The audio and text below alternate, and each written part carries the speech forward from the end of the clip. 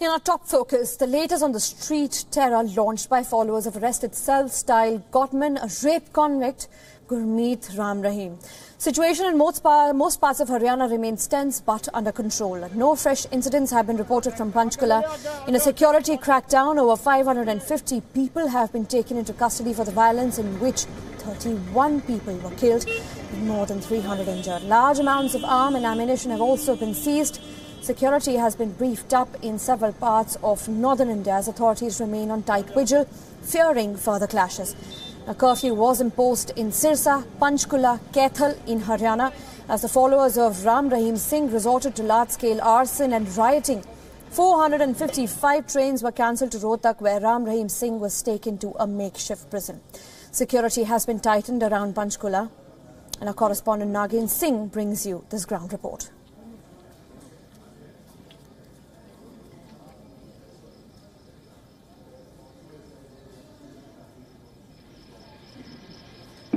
डेरा समर्थन शांत है, लेकिन फिर भी माहौल तनावपूर्ण कहा जाएगा। सिरसा में भी कल And to discuss more on this particular issue, we're joined by the former IG of Punjab Police, and he's also the chief of the Rapid Action Force, Mr. C. Pal Singh, and a seasoned senior journalist also with us on the program, Mr. Sharad Gupta. So take the discussion forward with you first, Mr. Singh. The situation, the security situation, looking at what has happened in parts of Haryana and also in Punjab at this point in time, how could this have been prevented, or are we too futuristic in saying that this was likely to happen, as the Haryana government is giving out excuses that we have every preventive measure in place? Since you've been the former IG, could you tell our viewers what went wrong with the security mechanism, as one can point out? I must try to make you understand, underscore and underline the fact that there was a total collapse as far as the security, law and order, preventive control was concerned. When the 144 was imposed few days back, why it was not possible to have the nakas, have the barrier, so that the people do not infiltrate into Panchkula? This did not happen. After that, they went on accumulating.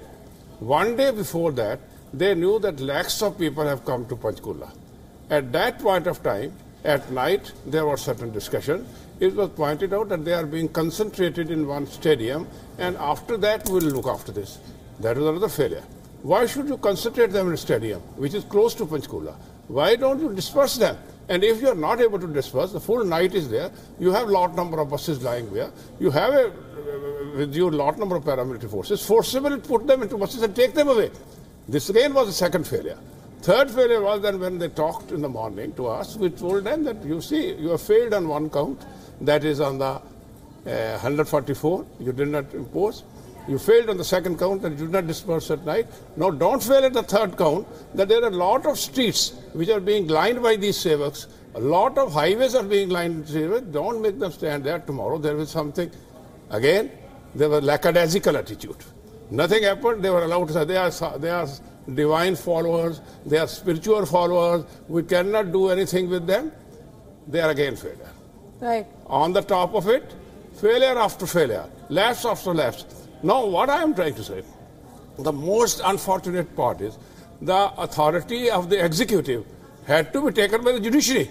When executive failed to do anything, the judiciary had to, which is something very rare in the history, that executive authority should be taken over by the judiciary. It's a very bad precedent. I mean, you are lying prostrate before them. Your entire system has capitulated to them, and therefore judiciary is intervening. Not once, twice judiciary has given order, and ultimately, when judiciary came to movement, the second day started having some movement, something. Failure after failure has occurred. I feel they have made mockery of the law and order, and they have made mockery of our democracy. Yes. Do you agree with him here? I could see the thumping hand going down there when he said that this is in fact a mockery of the judiciary, and lapse after lapse. To what extent could this have been avoided and things could have happened in a more organized manner? Or rather, let's not talk about prevention is better than cure. Prevent it. Don't wait for cure. Yeah, that's why what I want to point out, basically it was not a lapse of judiciary but of executive. Yes, yes. And the preventive measures were planned but could not be executed, as Mr. Singh is pointing out, basically because of lack of political will, lack of clear orders from the political bosses. I'm again pointing out, it's not only a failure of police only. Basically, when there is a complicity between political leadership and the accused, it has happened so many times. Whenever the accused has a political clout, the police actually deters from putting hands on the person. So this is what is happening in Panchkula. Because of his political clout, police was going slow on implementing the preventive measures. So you being the former DIG, my question is very straightforward. Is the political cloud such a big influence that the police themselves go handcuffed and don't act on it? What has your experience been like in the past? I'm sure there have been instances. How have you dealt with it? I'll tell you. I think, first of all, let us stand corrected. I said executive failure, and therefore judiciary has to step in and do the orders which executive should have done. I mean, judiciary has discharged its duties much more than it was required to discharge. Exactly. A. B, whether political clout was there or not, I can say that is up to you people to conjecture. I can tell you why political clout could have been there. The authority of police, I have been with the police in Haryana police for some time. I have been in the Punjab police. I have been in the rapid active force. Police in Haryana and Punjab is very well trained. There's no such thing that they cannot implement. So, if you say that they didn't have the assessment and they dealt with the situation with kid gloves, what is the reason of dealing with this kid gloves? That is known, because every police functionary is not working as an instrument of law. Actually, police functionary is an instrument of law. He is not bound to be influenced by political bosses.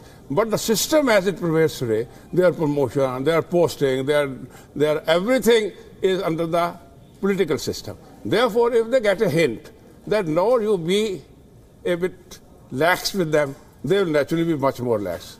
Secondly, as and when the elections took place, wherever took place, this particular Dera Baba Sevadar or Dera Baba Babaji, he gave support to some of the political bosses.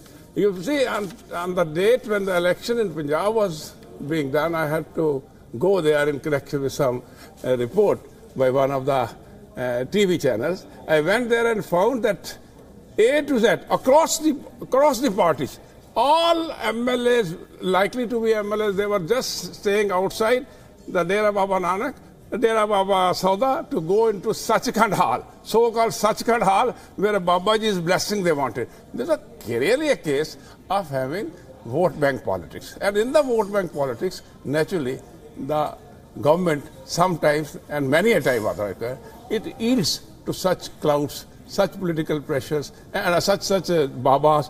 You have seen A to Z.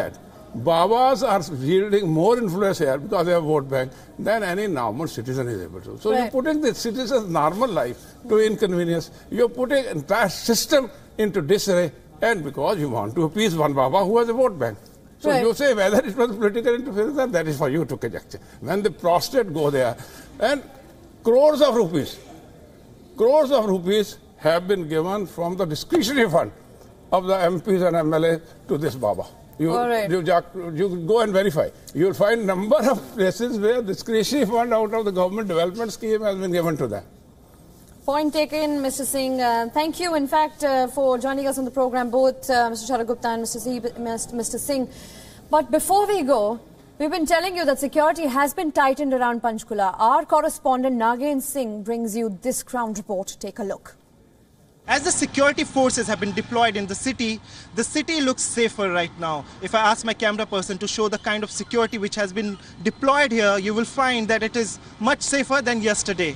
There are barbed wires to narrow down the lanes. Police is keeping an eye on every car which is passing from here. They're also checking the identity proofs of the people who are passing from here, and the people that they believe can be the supporters of Baba Ram Rahim. They have been stopped from here. They have been asked to leave from the city, and the people, there are few people who are waiting outside, who are waiting at the borders area, and they want to come inside the city, but they have been stopped. That is the reason the city looks much safer today.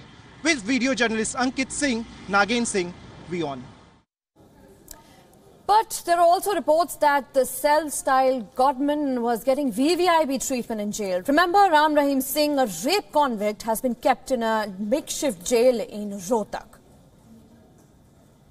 Reached Panchkula, we see that the life is getting normal here. The number of forces deployed here have increased, and they are on every corner of the street. They are checking the cars, they are checking everything. And this is the reason the life looks normal right now with the presence of the forces. If I ask my camera person to show you the number of forces which have been deployed here, it's huge. It's like almost like Kashmir, where you see the number of forces everywhere. And now we are at the same place where it all happened, all the violence took place. But today, if you see, you don't see a lot of ruckus, you don't see hooligans over here. All the people who came to support Baba Ram Rahim, they have been stopped. They have been stopped outside the vicinity of the city. They are on the borders, but inside here, it seems safe right now. The media hasn't been, you know, we just met a people and they are saying that, okay, you did a great job, but yesterday media was being targeted. Today, the same people, the people of the city, they seem to be supporting the media over here. With video journalist Ankit Singh, Nagin Singh, WION. Now we continue to be joined by Mr. Singh. Remember, we are telling you he's the former IG of Punjab Police, and also after that he was a chief of the Rapid Action Force. So getting perspectives from you becomes really important at this point in time. Let me begin by asking you, Chief Minister Manohar Lal Khattar yesterday said this should have not happened. We are prepared for the situation. We were in fact prepared for the situation. We are prepared, he said earlier, we were prepared later. We tried to stop them, but it was a very big mob. I will not extract any political meanings out of this particular statement, but since this is a direct communication with your police and he's involved in all those, sort of calls that are taking place on the ground, what has he done wrong here? I like to submit in this case. I have heard his so-called statement to the journalists there. Khattar was completely hacked by the journalists when he said this thing. The journalist said, what type of preparation was there? Now I am asking the same thing. What type of preparation there? 144 was not imposed properly. Gathering was there in lakhs. You could not disperse them. After that, they were on the street line. You didn't do anything. After that, he is being provided Z security. Z security is provided to first, in this country, he is among the first 40 people who have given Z security, which is guarded by the commandos. What was the need to have 100 vehicles traveling with him? I mean, you are going in a cavalcade as if you are a Maharaja, and you are going to be, you are accused criminal at that time. You are taking 100 vehicles with him. What type of preparation this was by our organization, I mean police? I tell you, they say you can call it failure of police leadership, but why police leadership has failed has to be gone into.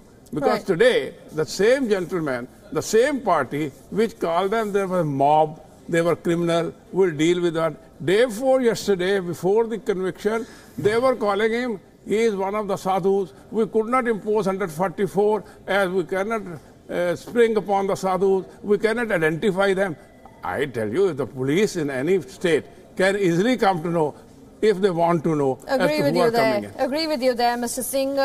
Thank you for joining us on the program and, of course, giving us those details and that analysis. We really appreciate it.